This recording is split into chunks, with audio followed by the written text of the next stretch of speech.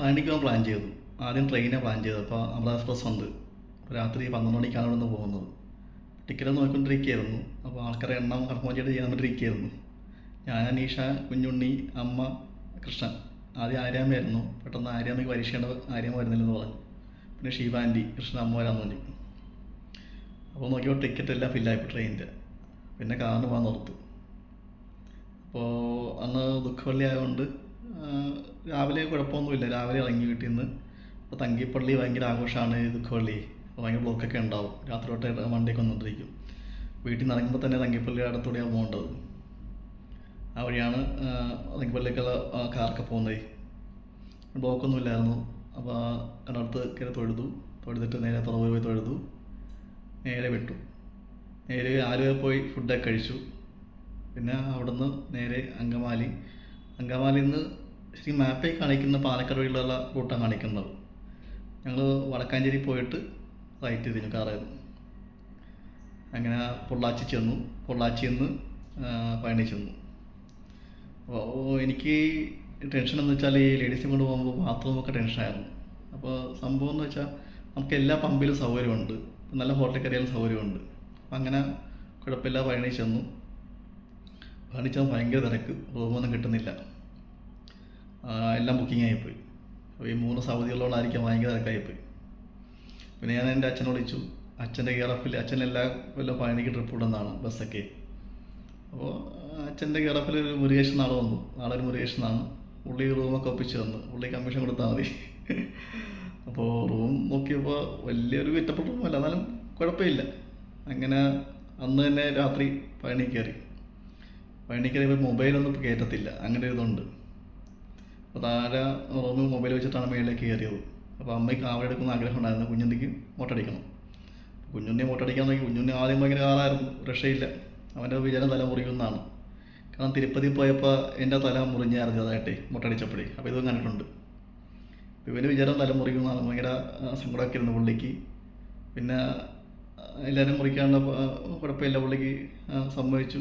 Mobile കൈ കൊടുത്തപ്പോൾ തല മുട്ടയടിച്ചു. പിന്നെ മൊബൈൽ വെച്ചിട്ടാണ് നമ്മൾ പോയത്. അപ്പോൾ മേളിലേക്ക് കയറി. അമ്മയ്ക്ക് കാവടി കൊടുത്തു. പക്ഷേ എനിക്ക് ടെൻഷനായിരുന്നു, കാരണം അമ്മയ്ക്ക് അസുഖങ്ങൾ കഴിഞ്ഞേ ഉള്ളൂ, ക്രിയാറ്റിൻ്റെയൊക്കെ. അതെല്ലാം അപ്പോൾ അമ്മ കയറുമെന്നൊരു ടെൻഷനൊക്കെ ഉണ്ടായിരുന്നു. ഷീബാൻറ്റി ഉണ്ട്. പക്ഷേ അമ്മ ഈ കാവടി ഉള്ളതുകൊണ്ടായിരിക്കും അമ്മ ശരിക്ക് കയറി. അമ്മ ഓടിക്കയറി. ഞാനും അനീഷയും കുഞ്ഞിനും കൂടി കയറിക്കൊണ്ട് അങ്ങനെ കയറിക്കൊണ്ടിരിക്കുകയാണ്. അപ്പോൾ മേളിൽ ചെന്നപ്പോൾ മഴക്കാർ വയ്ക്കുന്നുണ്ട്. അപ്പോൾ ഒരു മയിൽ നിൽപ്പുണ്ട്. പക്ഷെ മയിൽ ആടിയൊന്നും കണ്ടില്ല. പക്ഷേ ഈ മഴക്കാർ കാണുമ്പോൾ മയിൽ ആടേണ്ടതാണല്ലോ, അതൊന്നും കണ്ടില്ല. അപ്പോൾ മഴക്കാറുണ്ട്, ചെറിയ തുള്ളിക്ക് വീഴുന്നുണ്ട്. അപ്പോൾ ഈ ക്യൂ കാണുന്നത് 10-ൻ്റെ ഉണ്ട്, ഫ്രീ ക്യൂ ഉണ്ട്, 100-ൻ്റെ ഉണ്ട്. ഞാൻ പിന്നെ 100-ലെ ക്യൂ ഉള്ള പാസ് എടുത്തു ഇങ്ങനെ ക്യൂ നിൽക്കുകയാണ്. അപ്പോൾ അങ്ങ് ഏറ്റവും കൂടുതൽ ക്യൂ നിന്ന് മഴ ചെറിയ തുള്ളിക്ക് വീഴുന്നു. ഞാൻ ടെൻഷനായി. മഴ പെയ്താൽ പണി കിട്ടും എന്നറിയാം. ഞങ്ങൾ ഈ ക്യൂവിൽ തന്നെ മേളിൽ ഇതുണ്ട്, ഒരു ഷീറ്റിൻ്റെ ഇതൊക്കെ ഉണ്ട്.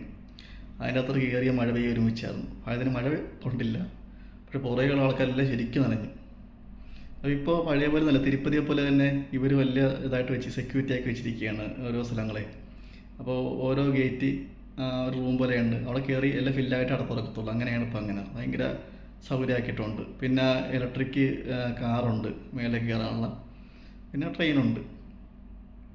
അങ്ങനെ ക്യൂ നിന്ന് നല്ല മഴയാണ്. ക്യൂ നിന്ന് അകത്ത് നിന്ന് ഭഗവാനെ ശരിക്കും തൊഴാൻ പറ്റി. അത് ഒരിക്കലും പറഞ്ഞാൽ മനസ്സിലാകത്തില്ല. പക്ഷെ നമ്മൾ ശരിക്കും നേരെ നിന്ന് കുറച്ച് സമയം തൊഴാൻ പറ്റി. ആരും തള്ളി മാറ്റൊന്നും വന്നില്ല. അങ്ങനെ തൊഴുത് വഴിപാടൊക്കെ മേടിച്ചു പോന്നു. തങ്കത്തേരും കാണാൻ പറ്റി. തങ്കത്തേര് നല്ല രസമാണ് കാണാൻ. തങ്കത്തേര് പറഞ്ഞാൽ മനസ്സിലാകത്തില്ല, അതുപോലെ നല്ല രസമാണ്. അങ്ങനെ പിറ്റേ ദിവസം രാവിലെ ഞാനും കൃഷ്ണൻ കൂടി ഒന്നുകൂടി കറങ്ങാനൊക്കെ ഇറങ്ങി. അവിടെയൊക്കെ ഒന്ന് കണ്ടു. ഇപ്പോൾ ഇവർ ഈ കാവടി ആട്ടത്തിൻ്റെ ഈ ചെണ്ട കൊട്ടുണ്ട്, അത് ഭയങ്കര രസമാണ് കേൾക്കാൻ. അപ്പോൾ ഞാനോർത്ത് ആ സിനിമയിൽ മേലെ പറഞ്ഞ ആമയുടെ സിനിമ ഉണ്ടല്ലോ, ജയറാം തുള്ളിക്കൊണ്ട് വരുമല്ലോ, അതൊക്കെ മനസ്സിൽ നമ്മൾ ഉള്ളിൽ പോയി കേൾക്കുമ്പോൾ. അപ്പോൾ അങ്ങനെ കാവടി ഇഷ്ടംമാതിരി കാണാൻ പറ്റി. അതൊക്കെ ഷൂട്ട് ചെയ്തിട്ടുണ്ട് ഞാൻ. അങ്ങനെ ഉച്ചയപ്പോൾ അവിടെ നിന്ന് പോന്നു. വൈകിട്ടായപ്പോൾ വീട്ടിലെത്തി.